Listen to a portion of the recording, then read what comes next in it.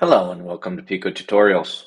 In today's tutorial, I will go over how to upgrade to a specific build. So these are going to be for like major upgrades, like from Piko 3.0 to 4.0 or 4.0 to 5.0 like we recently released.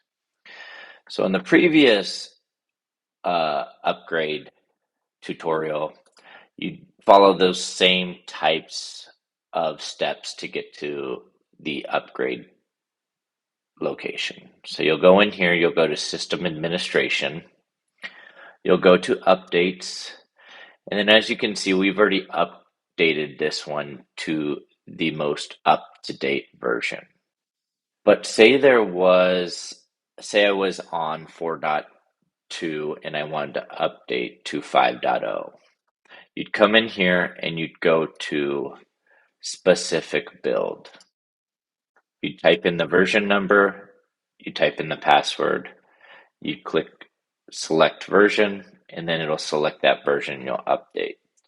Again, these are only for self-managed organizations. You'll reach out to our remote view team and they'll provide you with that information. Those on Premier and remote view services, you can just coordinate with our remote view team to update or upgrade. Thank you for watching Piko Tutorials.